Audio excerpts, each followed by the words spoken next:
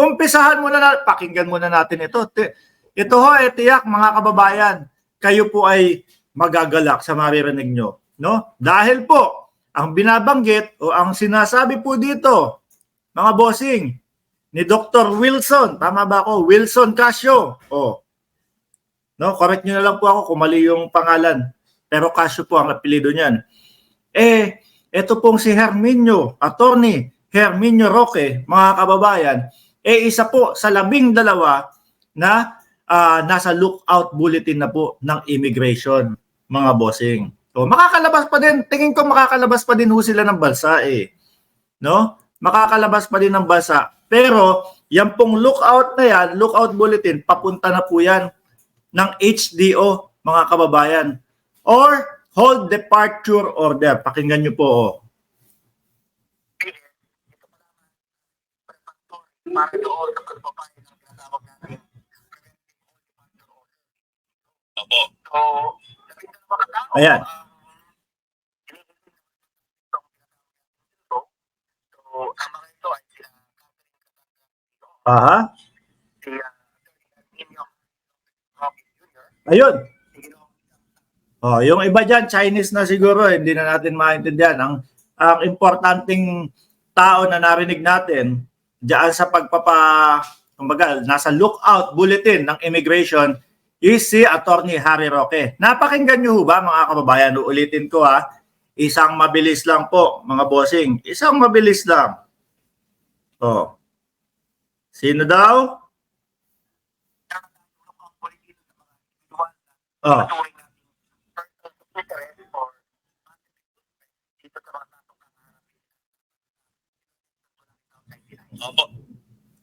Nawala. Napindot ko. Dr. Castro, pwede naman yung sabihin yung mga pangalan ng mga persons of interest or suspects na ito na nakasa ilalim sa Immigration Lookout Bulletin Order. Opo, pwede na po. Public document na po at kapag yan ay naipadala na sa Bureau of Immigration.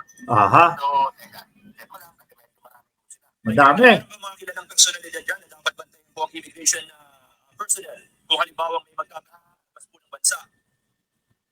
Opo, ito naman po ay Immigration Bulletin Lookout Order. Opo. Ibig sabihin, ito po naman preparatory para doon sa pagpapahin ng tinatawag natin Preventive Hold Departure Order, PHDO. Opo. So, 12 katao, hinihiling naman naman sa itong tinatawag natin bilbo. So, ang mga ito ay sila Catherine Catania. Aha. Si Nino. Okay na tayo doon. Yung iba naman hindi natin kilala mga kababayan. Ano po? Bakit hindi gaganunin po? Bakit hindi po lalabasan o hindi susubaybayan mga kababayan? Ilang beses na ho nadadawit yung kanyang pangalan, yung mga papeles po doon sa Pogo, mga bossing. Lagi kong sinasabi, bakit ko pinapaulit-ulit? Dahil po meron mga bagong pasok pa lang po sa ating vlog, ngayon lang po narinig itong ganitong balita. 3 beses na ho mga kababayan. Una yung papeles na nakita ho, yung mukhang lalabas ng bansa o paglabas ng bansa nila. Ang dalawa ni A.R. de la Serna.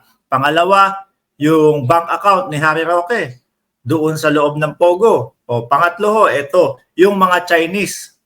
Mga Chinese ba o isa yata iba yung nasyon? Hindi na mahalaga yun kung anong nasyon siya. Pero ang pinakamabigat ho dyan, mga kababayan, IT manager ng Pogo, yung nasa loob po, no? Yung nasa loob po ng, sabi nga ni Atty. Harry Roque, gandang-ganda siya doon sa bahay niya, doon sa Baguio. Baguio ba yun? Sa Benguet.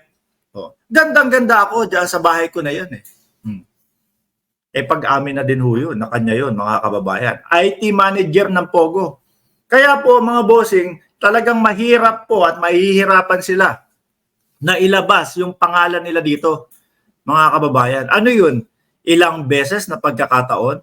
Sa dinami-dami nga naman, tama si Senator Risa Ontiveros, sa dinami-dami ng bahay, no? Sa Pilipinas o sa Benguet man lang, nataon pa na kay Harry Roque yung pinagtaguan nung pugante, mga bossing. nung pugante, no? Sa Interpol, red notice ho yan, mga kababayan. Ibig kong sabihin, talaga bong hinahanap sa buong mundo.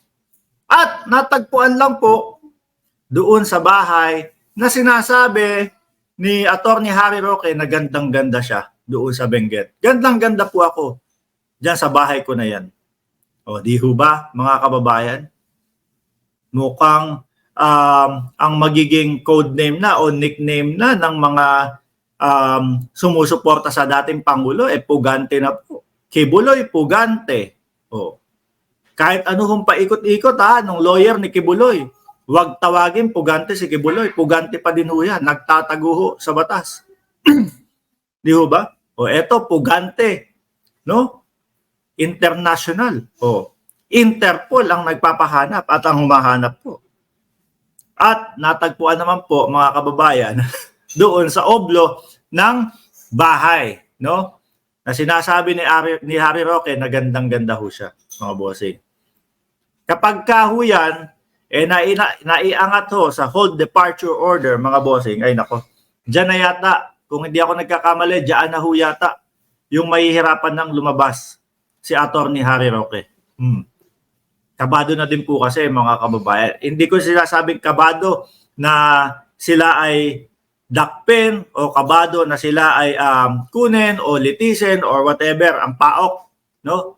Nangangamba na din ho yan, mga kababayan. Bakit ho? Nangangamba sila na baka mamaya dahil dumadami ho yung tawag dito, dumadami yung ebidensya na nag-uugnay ho kay Attorney Harry Roque, mga kababayan. Nangangamba sila na baka mamaya tumakas. Ano po? Yun ang pinapangambahan po. Sir Mark, nag-hearing kahapon sa Senado ang 3 itlog. Hay, gastos na naman natin. Totoo po yan, mga kababayan. Ano po? Totoo po yan, mga kababayan. So anyway, mamanmanan ho, titiktikan ho, at siguro kung saan mang sulok ng Pilipinas pupunta o dadako itong si Attorney Harry Roque, may mga matang nakasubaybay ho sa kanya. Lalong-lalo na kapag susubukan o tatangkain na lumabas ng bansang Pilipinas, mga bossing. Padiin na ho ng padiin Kaya yung nagsasabi yung mga vloggers, di ba? Pinagtatawanan si Senadora Risa Ontiveros. Tignan mo, pinaglaruan kayo ni Roque. Tignan mo, wala kang maitanong ngayon kay Harry Roque. Sabi ko sa inyo, jab-jab lang po 'yun. Ngayon eto na yung mga banat. Sa Congress nga 'di ba? Kala mo sinabon si Roque doon 'di ba? Kala mo sinabon si Roque doon, mga bossing.